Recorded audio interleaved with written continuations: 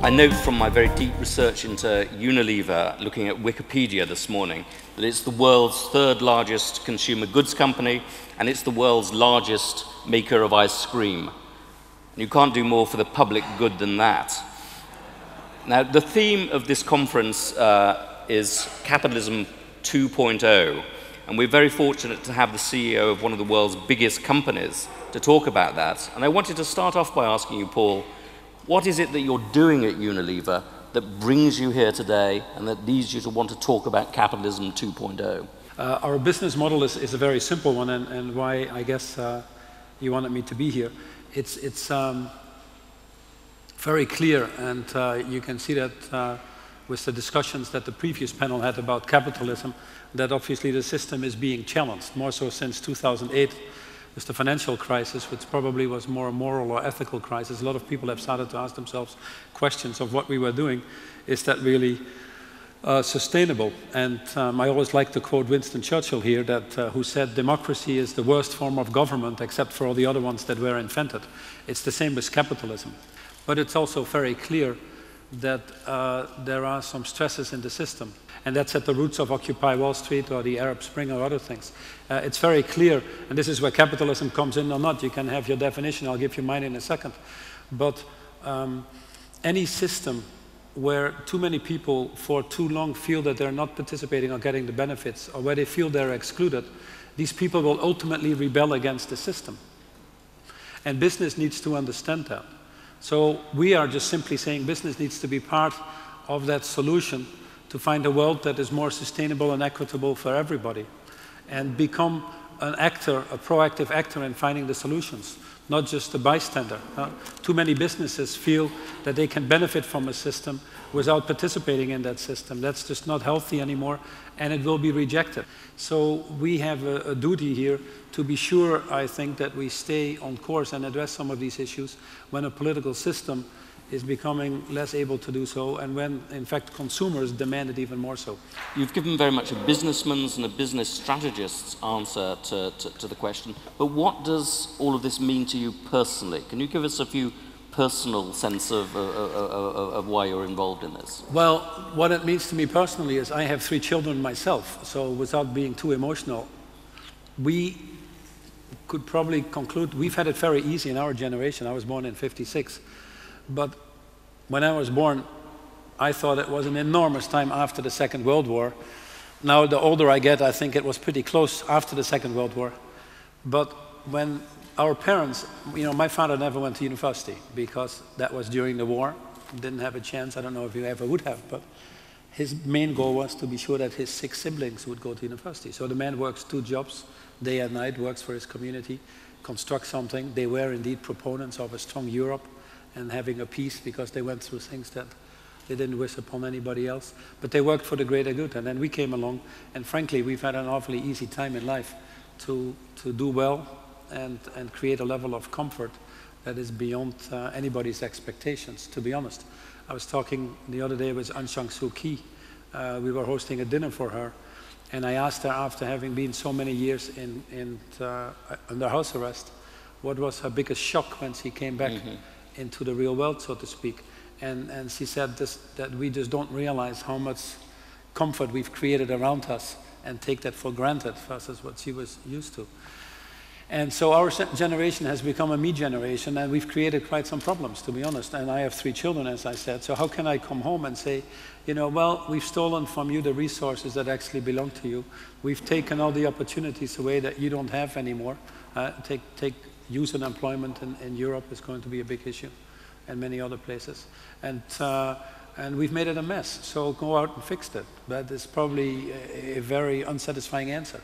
Instead, I think us that belong to the small percentage in the world that can at least make a contribution, that have that possibility to do it, you should at least owe it to yourself to say, you know, we tried to correct things that needed to be corrected. We tried to put this world on a path of sustainable and equitable growth to all. And we made it a little better so that you have the same opportunities that we have. And if you don't try that, I think you're missing a part of the reason why we're here, to be honest. Yeah, I agree with that.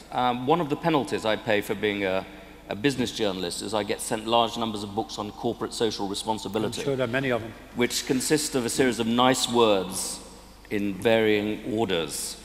I heard they were writing the 50 Shades of Capitalism soon. And yet I just saw in the British news that some very prominent companies, many of which have boasted about their corporate social responsibility, have managed to pay zero tax. I see in the news this morning that a large oil company, which made a great name for itself as a leader in the corporate social responsibility movement, has been fined a very significant amount of money for an oil spill that it was involved in. I won't mention the name of the company. Isn't there a lot of greenwashing involved in corporate social responsibility? Aren't there a lot of companies that are really in the business of maximizing profits, just putting a good face on things? Yeah, I wouldn't disagree with you at all. That's absolutely true. And I think anybody who's tried to, there's a lot of confusion out there. I don't know if it's all greenwashing or if it's, you know, not living up to the total expectation that is needed now. I think there are many companies that are trying to do the right thing. Many CEOs are looking at carbon in any of their companies or participating in global efforts at a CSR level. Many of these companies that you mentioned are trying to have a positive impact with their products or with the way they do in society as well. But what we are saying is you really need to go a step further now to be part of solving some of these challenges that are well laid out, for example, in the Millennium Development Goals. So I don't want to use the word greenwashing and all that doesn't solve anything. I think because it will alienate and split society even more than it is now. More than ever, we need to embrace everybody in a new business model to try to solve some of these challenges. Now, one of the arguments at the heart of CSR or shared value, whatever you want to call it, is this notion of win-win, that both society and companies can do well. Well, there's a certain amount of truth in that, but what do you do when you have a real conflict between the company and social purposes? How do you make the trade-off? What sort of calculation do you use to make a difficult trade-off? I'm not so sure that there are conflicts actually between the company and social purposes, other than that the company might say my remit or my expertise is not really to help contribute to solve that social purpose, because we all have to stay within our expertise levels. The challenges are more in terms of priorities, the challenges are in paybacks and investments sometimes, the challenges are in capabilities. But we frankly around our business model haven't come around challenges that have thrown me off balance in terms of the different constituents I need to serve. And I don't think it needs to either. If you really think this through and make it an integral part of your company business model and your strategy, you can handle that. Obviously, there are short-term investments that have to be made, but that is the same with anything. If I put a factory down, I have to first put the money in before I get the return on the production of that factory. And that is the same with some of the investments that we are making here.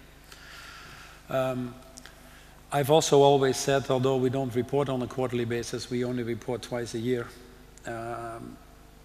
It doesn't mean we don't need to perform on a continuous basis either. Companies like ours or any can think about sequencing all of their contributions to make their business models more robust in a way without compromise.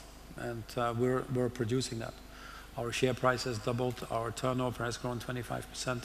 In a very difficult environment. We're one of the fastest growing companies now.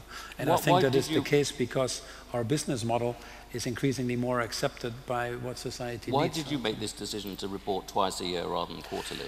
Because we don't make decisions on 90 days. If you do 90 days and you exclude the weekends, you're only talking about 76 days. Right. I mean, I'm not going to talk to these analysts and talk about Ramadan was a week earlier, Christmas changed, the weather was bad for my ice cream. You know, I have more important things to do in life. So it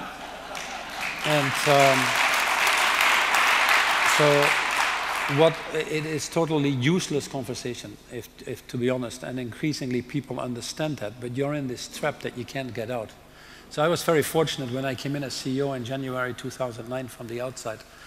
I started right in January at the height of that crisis, but I decided the first day to abolish guidance and to move out of this quarterly reporting. And frankly, the only reason I could do that or did that was because I thought the first day they hire me, they're not going to fire me. But, you know, so far that theory has proven to be right. But you know, the share price went down 8% that day. You can look it up. Because the market again thought, oh, then there must be bad news coming. You know, it's the normal trick of a CEO. Make the base low, so you maximize your stock options, whatever it is. Too many CEOs spend a disproportionate amount of time to dance to the pipes of their current shareholders and listening to their current shareholders, which is a ridiculous notion in itself. There are so many different shareholders with different opinions, and many of them, unfortunately, are still very interested in optimizing their short-term return, which we know how to do. I can make a statement in the cameras right now about Unilever and move the share price up 5% if I want to. So this short-termism is obviously a drug that is destroying the fabric of society.